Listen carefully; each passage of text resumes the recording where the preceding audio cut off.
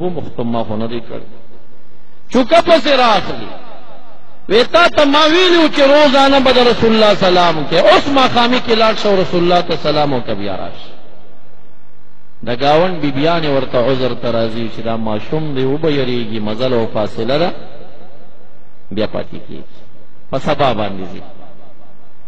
چی مدینی منوری تلال مسجد نبوی کی محمد مصطفیٰ نشتا پختنہ کئی دا سشو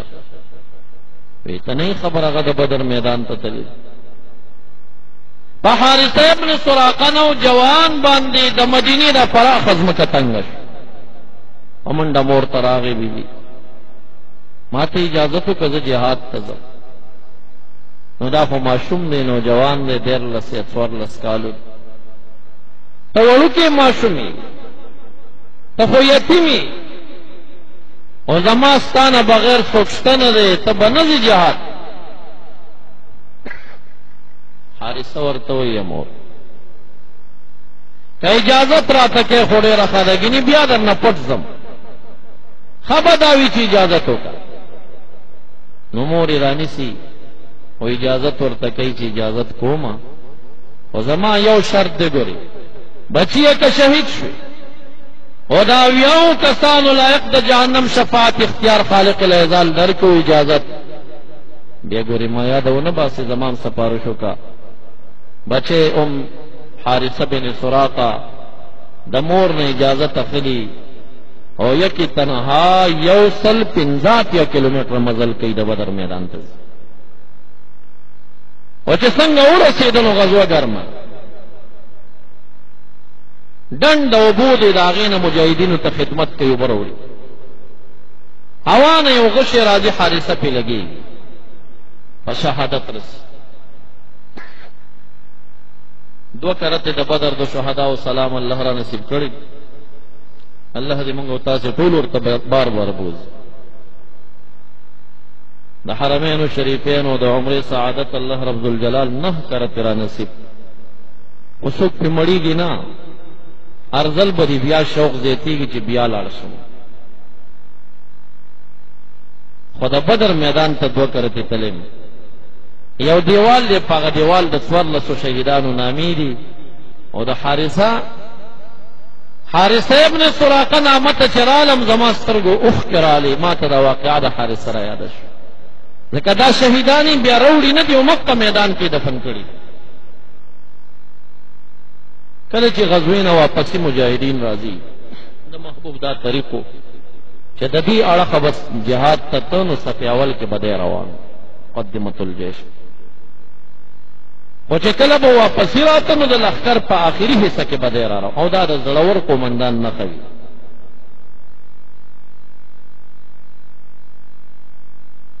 نو د مدینه منورې خلک دی لارې تراوتلی دي هر څوک د خپل خپلوان استقبالی ته ولاړ دی دا عوالیو دا باندین حارثم لاری دا بدر کے ولاڑا دا چوز بزما بچے رازیو زبای سلام کو چانے پختن اوکلا حارثہ بن سراقہ سشو ویزا حارثہ نپی جنم اغتی تیر دویم صحابی راغ حارثہ بن سراقہ سشا اغورتو انہو قد مات اغخو مرشا بی بی او دم چغی جوڑی کلی مات و قتلا مرش کے شہید شو وید شہادت پتہ نہ لگی گی خو غیبانہ پا غشی لگی دلے دے خو مر دے دا بی بی دخلین بی اختیار بچے یاد ہوتا او دا این حارثہ فزیبانی دا این رسول اللہ چغی شروع رسول اللہ چرتا دے رسول اللہ چرتا دے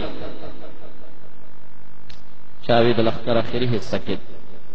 بی بی ورلو محبوب دی وقت پا اوخا باندیو او دا اوخی داواگی ہونی اور رسول اللہ مبارک توئی ما تزر ذروایا کہ زوئی میں شہید دے کا مر دے کہ زوئی میں مروی و شہید نوی نن بزما خالق تا زوخا انچمور دا حارثہ پزان سنخری گئی یعنی کنایا و دا شق الجیوب او دا درب الخدودنا زبا دا جاہلیت دا زمانے غنی مختص پیول ورکم زبا گروانو شلوما کم زوی مریو شہید نئی او که شہید شوی نبیارت بشارت و زیر راکا رحمت للعالمین چې د ام حارثه د زوی په فراق کې دا درملې چغې واورېدې. بیبي ته تسل ورکوي تحسبین انها جنة واحده بل هي جنان وانه لفي الجنة الفردوس الاعلى. اے بیبي ستا دا ګمان دی چې یو جنت دی یو نه دی ډېر جنتونه دي او ستا بچی حارثه بن سراقه په جنت الفردوس اعلی مقام کې دی. الله هلته مقام ورکړی. ماشومانو دا مینه وه او د اصلي مینې پته په ډګر کې لګي. احد میدان ته چې محبوب حاضري وکړه او په یو جانب کې 3000 کافران او په بل جانب کې 200 صحابه دي.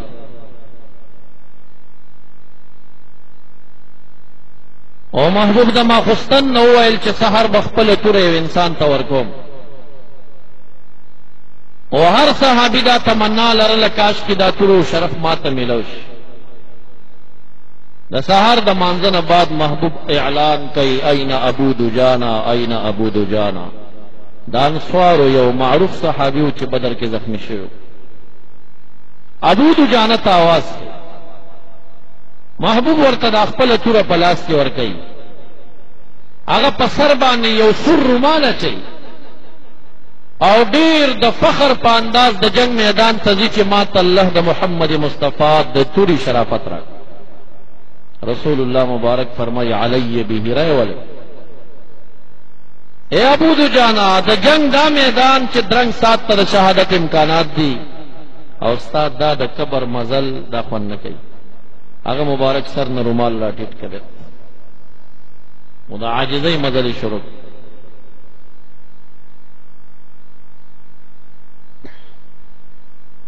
د کافرانو د منځ د ابو سفیان ښځه هنده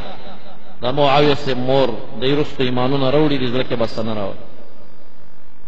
د 15 جنکو مشري کوي یو تمبل لاس کې دی چمبه وهي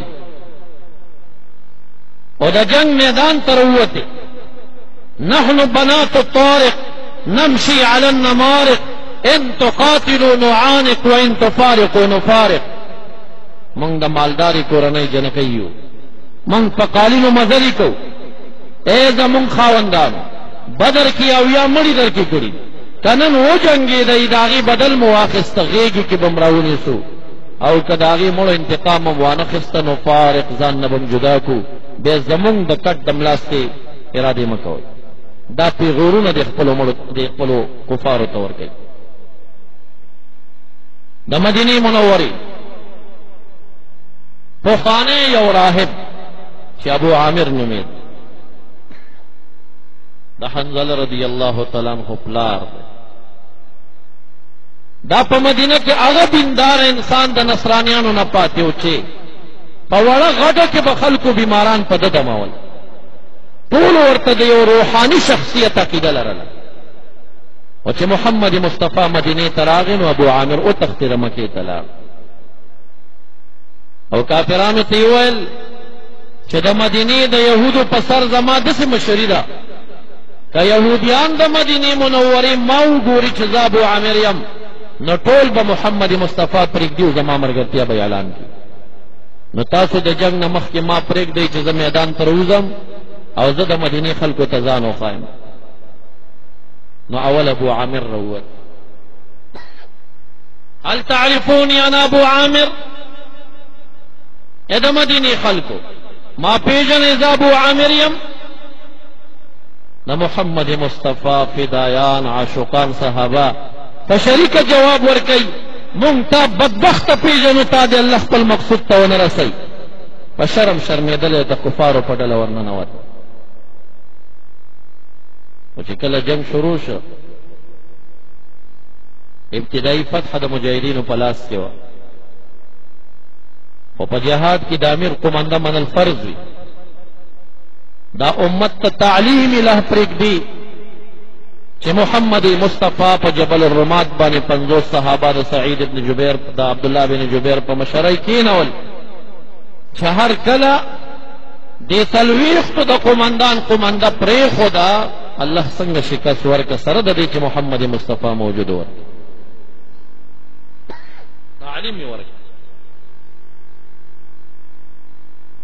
او دای ورته ویلي مو که مونږ فتح او غنیمت لاس ته راوړو ستاسو برخه کوو خو کوزیږئ به نه خالد بن ولید ایمان نو راوړی د کافرانو د خوانه د 200 اسونو قمندانو فارسینو سو حملې په جبل الرمات باندې راوړي خو کامیاب به نشه دلته 50 صحابه مرچزنو غشي ویشتل چې کله کافرانو تښتېدل مړي م تېنه 14 پاتې شو ناشنا بدلو په بدر کې د هغې اویا مردارو 14 صحابه شهیدان په احد کې اویا صحابه شهیدانو 14 کفار مردار تلک الایام نداولها بین الناس بس غلبه د مسلمانانو دغه وه چې دوی ته اویا ژوندي راوستي او صحابو نه یو م ژوندی بوتللی شوی نه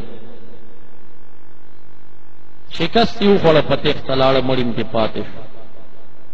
زنانه و تمبل غورځولې و منډې والې د خپو خلخالې ترې نه پاتې وي ګونګري و دا څیزونه د جبل احد شاته چې لاړل خالد بن ولید او ابو سفیان یو ځای شو ابو سفیان ته وایي زه یوه حمله وړم ما ته په جبل الرمات کې دا صحابه لږ ښکاري کوش شوي دي 40 ملګرو قمنده ونه منله کوش 10 ملګري پاتې ته انتظار وکړه یوه حمله کومه که کامیاب شوم بیا راپسې راشه خالد بن ولید د 200 آسونو سره آسونه راواچول او ډایرکټ په جبل الرمات باندې راوختل دا دومره فاصله نه ده انسان حیران شي چې لندې غنیمت ټولیږي دومره نږدې صحنه ده لکه دقه دیوال چې ښکاري و داز نو په دې ځای کې چې 10 صحابه شهیدانېږي او دا غونډۍ څومره اوچته ده لکه چې ډېره اوچته یا به 10 ګزه یا 12 ګزه بلندي لري جبل الرمات د دې د پاسه چې 200 آسونه راخیږي او 10 صحابه شهیدانېږي نو دې لندې میدان کې خلک څنګه